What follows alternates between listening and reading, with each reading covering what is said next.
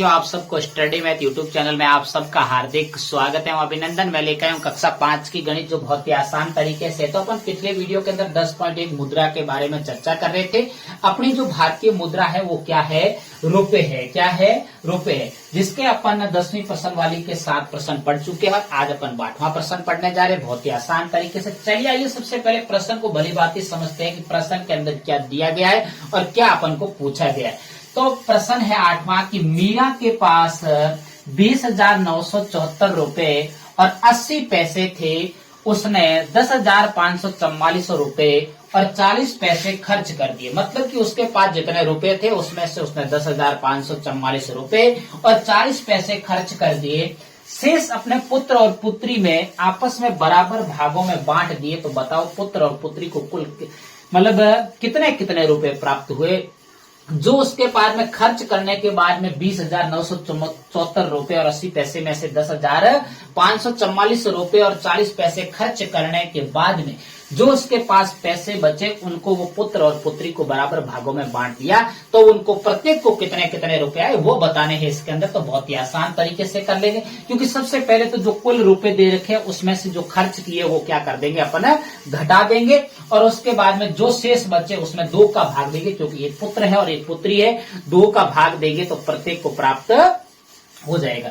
चलिए आइए हल्की शुरुआत करते हैं, क्योंकि कक्षा 5 ही बोर्ड है और बोर्ड के अंदर पूर्ण विस्तार विधि से, क्योंकि अपन को जो YouTube चैनल पर बहुत सारे वीडियो पड़े हैं लोगों के बनाए हुए, तो वो क्या करते हैं कि सीधे जोड़ बाकी गुणा भाग करवा देते हैं और बच्चों को अक्सर समझ में नहीं आता है। अगर आपको पूर्ण विधि से पूर्ण तरीके से अगर वीडियो और प्रश्न को हल देखना है तो आप मेरे चैनल से जुड़े, स्टडी मैथ यूट्यूब चैनल से, और उन चैनल को आप सब्सक्राइब करें, जिससे आपके पास में हर नोटिफिकेशन आपके पास में प्राप्त हो। तो पूर्ण विस्तार विधि से मैं प्रत्येक प्रश्न करवाऊंगा। चलिए देखिए अपन का हल की शुरुआत करते हैं कि मीरा के पास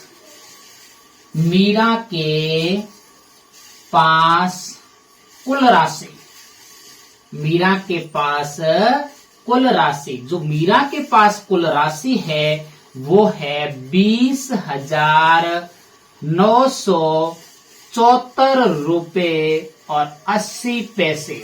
कितने हैं? 80 पैसे।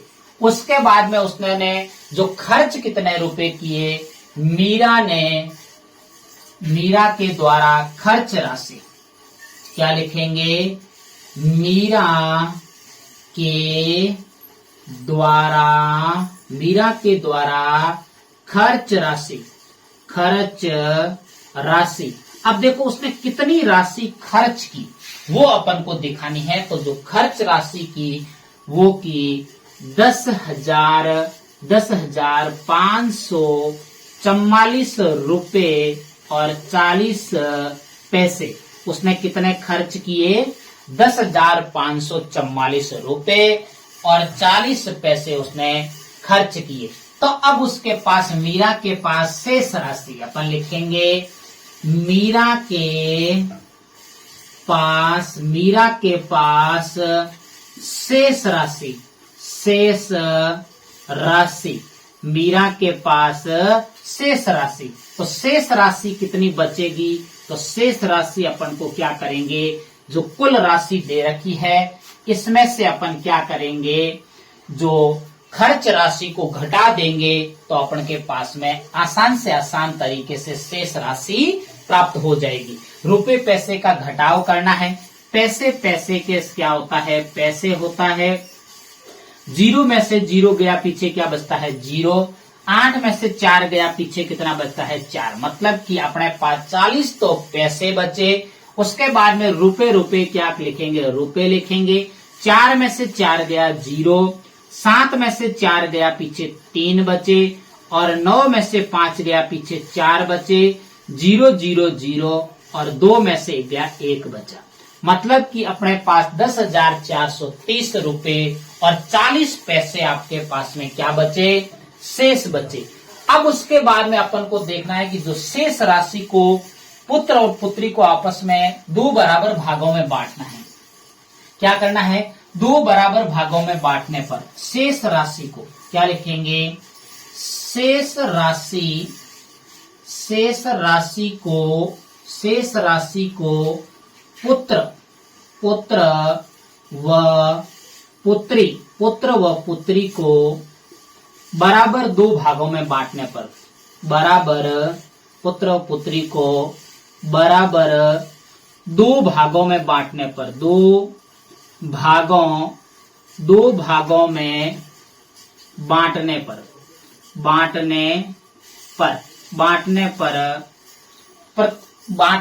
अब देखो दो भागों में बांटिए इसको, तो अपन को पता है कि जब कोई आपके पास में राशि दे रखी उसको दो भागों में बांटना है बराबर, तो उसमें दो का भाग दिया जाता है।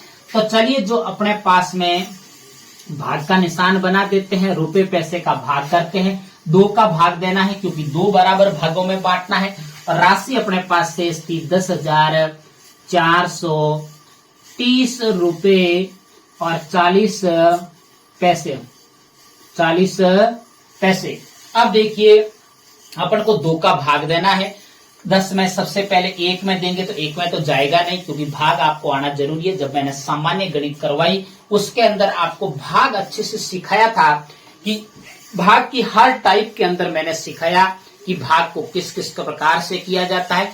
अगर आप ने नहीं अभी तक भाग सिखाया तो मेरे चैनल से जुड़िए, और वहां मैंने सामान्य भाग की सारी जानकारी बता के रखी है, तो वहां जाके आप देख सकते हो।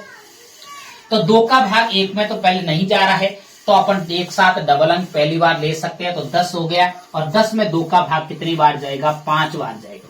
कितनी बार जाएगा? 5 दूने 10, 10 में से 10 गया पीछे 0, कितना उतारोगे? 4। दो का भाग 4 में कितनी बार जाएगा?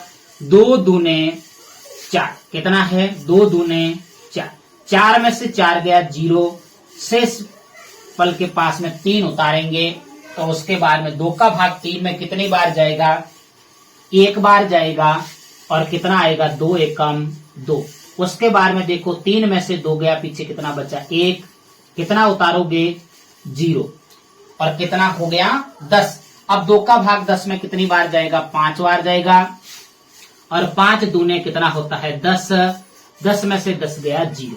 अब रुपए की बात तो पूरी हो गई, तो 5,215 तो रुपए हो गए। अब पैसे की बात हो रही है, तो यहाँ पे 4 उतारा जाएगा, और 2 दूने कितना होता है? 4 होता है। अब देखो 4 में से 4 गया पीछे, कितना बचा? 0। जब आपको भाग यहाँ देने पर शेष फल में 0 आ जाए और भाज्य के अंदर अगर 0 बच जाता है, तो उस 0 को हमेशा किसमें उतारा जाता है? भागफल के अंदर उतारा जाता है। और पैसे कितने बन जाते हैं? 20 पैसे बन जाते हैं। मुझे उम्मीद है कि आपको यहां तक बहुत अच्छे से समझ में आया है। तो अपन लिखेंगे, तो अपन यहाँ पे अतः की लाइन लिखेंगे कि अतः पुत्र व पुत्री, अतः